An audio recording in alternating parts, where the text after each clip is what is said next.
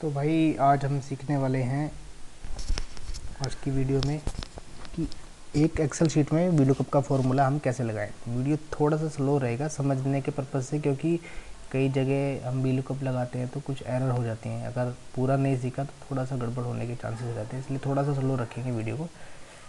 तो अभी हम यहाँ समझ लेते हैं वीलुकअप लगाते क्यों हैं। वीलुकअप लगाने की ज़रूरत हमें वहाँ पड़ती है जहाँ हमारे पास दो शीट में कुछ डेटा रखा हो एक जैसा, और एक शीट से दूसरी शीट में हमें सेम डेटा को लाना हो। थोड़ा सा यहाँ समझने के लिए देख लेते हैं कैसे है।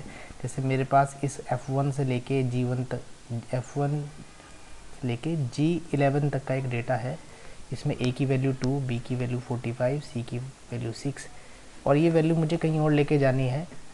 तो मैं 1 to 1 लिखूँगा इसको तो शायद देर लग जाए, तो उसके लिए क्या करते हैं, वी लुकअप को हम लोग यूज़ करते हैं। वी लुकअप का मतलब है वर्टिकल लुकअप, किसी वैल्यू को वर्टिकली लुकअप करना। तो हम लोग उसके लिए क्या करते हैं, ज़्यादा देर ना करते हुए बता देता हूँ सीधे सीधे कि यहाँ पर क्या करेंगे हम। सीधे इक्वल्स टू VLOOKUP,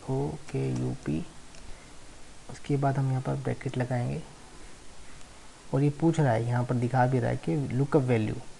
तो यहाँ पर पहले लिखेंगे हम वी लुकअप वैल्यू कौन सी है, ए को हम सर्च कराएंगे। फिर इसके बाद हम लिखेंगे कॉमा।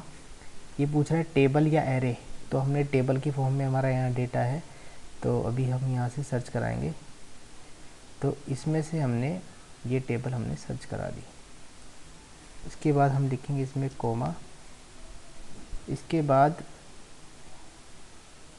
हम यहाँ पर लिखेंगे कि जिस टेबल या एरे से हम सर्च करा रहे हैं उसकी कौन सी कॉलम का डेटा चाहिए। जैसे मैंने यहाँ सिलेक्ट किया है F1 से लेके G11 तक को सिलेक्ट किया है, तो जो मुझे डेटा चाहिए वो सेकंड कॉलम का चाहिए, यानी कि F1 से लेके F11 तक होगी फर्स्ट कॉलम, और ये सेकंड कॉलम मेरी हो गई G1 से लेके G11 तक। मुझे सेकंड कॉलम का डेटा चाहिए, तो मैं यहाँ पर इस फॉर्मूला में 2 लिखूँगा, कोमा। अब ये पूछ रहा है ट्रू या फॉल्स। ट्रू का मतलब है कि मिलता जुलता कहीं पर जो ए से हो वो वैल्यू आ जाए।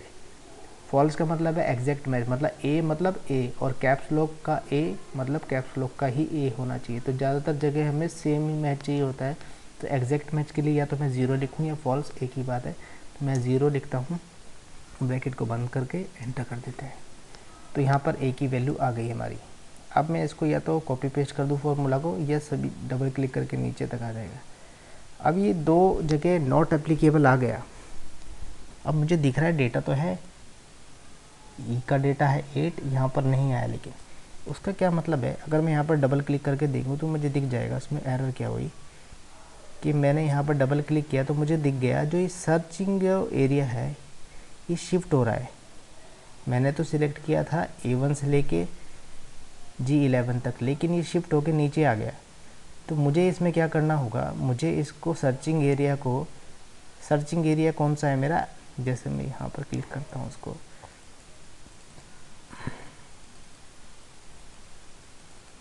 सर्चिंग एरिया मेरा F1 से लेके G11 तक मैंने सिलेक्ट किया था, और मैं चाहता हूँ कि सर्चिंग एरिया यही रहे, शिफ्ट ना हो।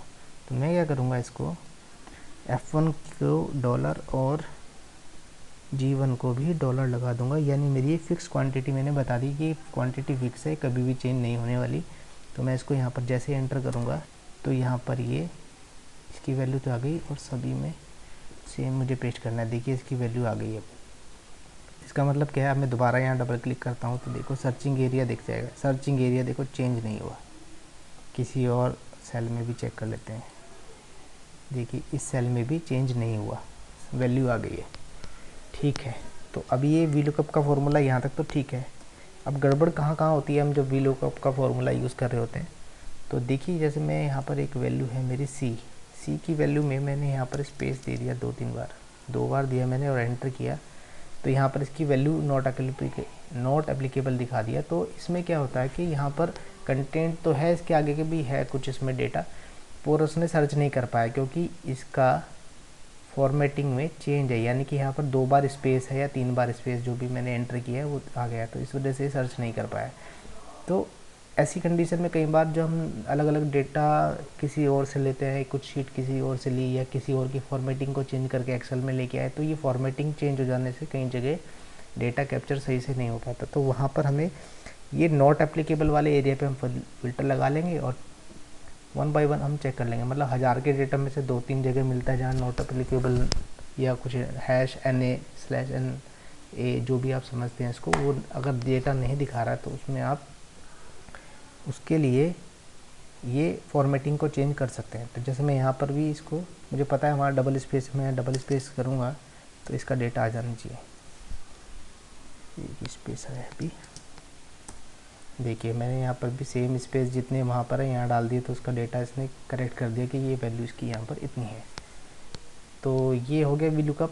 तो ये एरर्स कई बार हो जाती हैं कि जहाँ पर जिस डेटाबेस से हम लेके आ रहे हैं अपने डेटा को, वहाँ पर इस तरह की प्रॉब्लम मिल जाते हैं कई बार। तो अब हम समझते हैं, ये तो हम समझ गए सेम शीट से VLOOKUP में डेटा कैसे लेके आएँ। अगर किसी और शीट से डेटा लेके आना हो तो वह कैसे करते हैं, तो उससे पहले समझ लेते हैं कि अगर हमारे पास एक थर्ड कॉलम और भी है, जिसमें मैं लिख लेता हूँ कि यहाँ से इसमें मैं कोई रैंडम डेटा लिख लेता हूँ, LMNOPQRSTUV,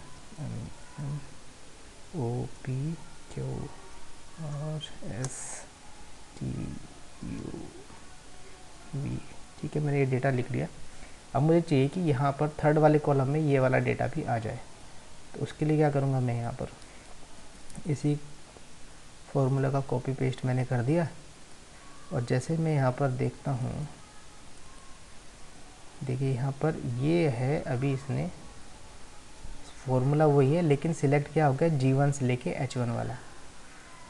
ठीक है, तो सर्च किसको करा रहे हैं हम, सर्च वैल्यू ये करा रहे हैं। लेकिन अगर मुझे सर्च कराना हो A का ही, तो मैं यहाँ पर इसको चेंज कर लेता हूँ, B1 की जगह A कर देता हूँ, B की जगह A1। या मैं दोबारा से पूरा फॉर्मूला लगाता हूँ, नहीं तो गड़बड़ समझ में नहीं आएगा। तो मैंने यहाँ लगाया इक्वल्स टू VLOOKUP, और लुकअप वैल्यू मैंने बोला A को सर्च करें, कोमा, ये सर्च कहाँ करना है, A1 यहाँ से, इस वाली टेबल से, और इतना एरिया। तो मैंने ये तीनों कॉलम सिलेक्ट कर लिए, यानी कि F1 से लेके H11 तक मैंने सिलेक्ट कर लिया, कोमा। अब मुझे थर्ड कॉलम का डेटा चाहिए तो मैं 3 लिखूँगा, क्योंकि मैंने पहले 2 लिखा था कि वहाँ मुझे रिक्वायरमेंट सेकंड कॉलम की थी, कोमा। अब यहाँ पर मुझे एग्जैक्ट मैच चाहिए तो मैं 0, उसके बाद 4, ब्रैकेट को बंद करेंगे, एंटर कर देंगे। फिर से वही कॉपी पेस्ट करने से पहले मैं इस फॉर्मूला में भी डॉलर लगा दूंगा, क्योंकि मुझे सेम वही एरे को सर्च कराना है। तो यहाँ पर मैंने F1 और H1 के दोनों के बीच में डॉलर लगा दिया सर्चिंग एरिया, ताकि मेरा शिफ्ट ना हो। वही देखिए सबका डेटा आ गया। तो ये तो हो गया हमारा समझने के पर्पज़ से कि भी हमारा डेटा अगर तीसरे या चौथे या पांचवें कॉलम से लाना हो। देखिए अगर मैं यहाँ पर 4th कॉलम कर दूँ अगर, तो 4th कॉलम का डेटा लेके आएगा। यहाँ पर मैंने 4 कर दिया, अभी वहाँ कोई वैल्यू है नहीं, कोई बात नहीं, वहाँ वैल्यू फिल करेंगे बाद में। ये मैंने सब जगह रेफरेंस लिखा गया। जैसे जैसे मैं अब 4th कॉलम में डेटा भरूँगा तो डेटा आता रहेगा।